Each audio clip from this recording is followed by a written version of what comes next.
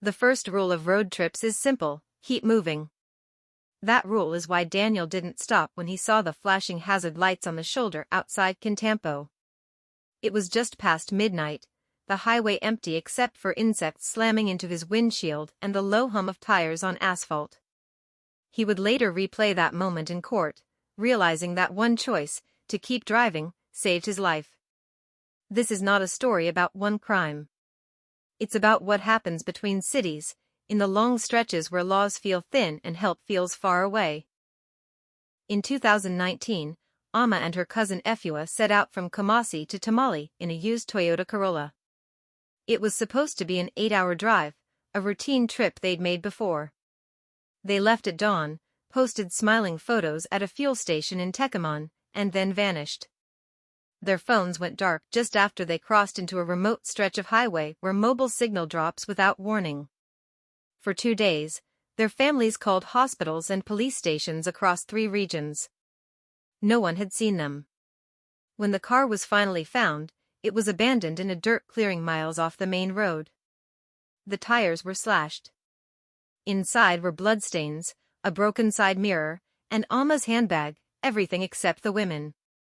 Investigators later uncovered a pattern: fake breakdowns staged by criminals who targeted travelers willing to stop and help. Once a vehicle slowed, armed men emerged from the bush, forcing drivers off the road. Some victims were robbed and released. Others were not as fortunate. Amma and Efua were never found. Road trip crimes don't always begin with force. Sometimes, they begin with trust. In 2021, Kojo, a commercial driver, picked up a quiet passenger in Accra headed toward Cape Coast. The man paid in cash, sat in the back seat, and barely spoke. Kojo noticed nothing unusual, until he felt cold metal press against his neck as they entered a forested stretch near Mankasim. The passenger hadn't boarded alone. 2 more men rose from the floor of the back seat, where they'd been hiding beneath a blanket. Within seconds, Kojo was bound, gagged, and pushed into the trunk while the car continued down the highway, with him still inside. For 3 hours, he listened as the men discussed where to dump him. They debated whether he had seen their faces. At a fuel stop, one of them hesitated. That hesitation saved Kojo's life. The criminals abandoned the car and fled when they spotted a police checkpoint ahead. Kojo was found unconscious but alive, locked in the trunk, his voice gone from screaming for help.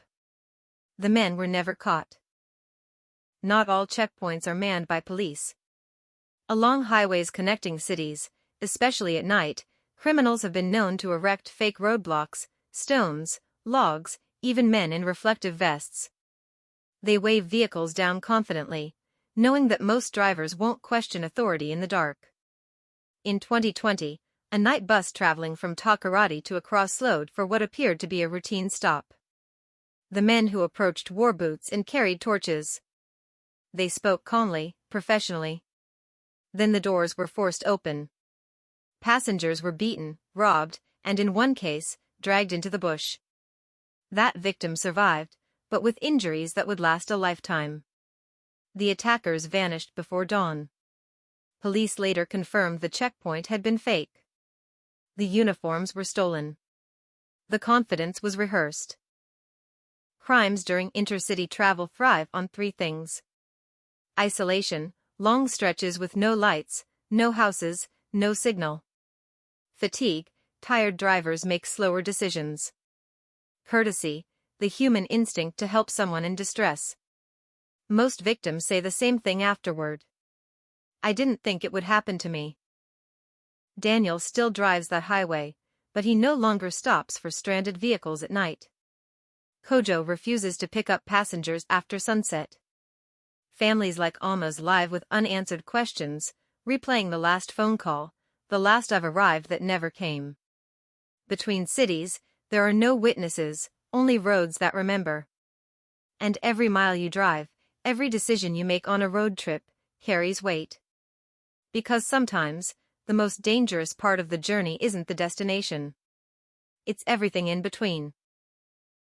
If this story kept you on edge, make sure you hit the like button so more people can see it, and subscribe for more gripping true crime stories every week.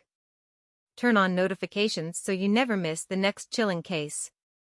Now I want to hear from you. Have you ever experienced something unsettling on a road trip or late-night journey? Drop your thoughts and experiences in the comments below. Let's talk about it.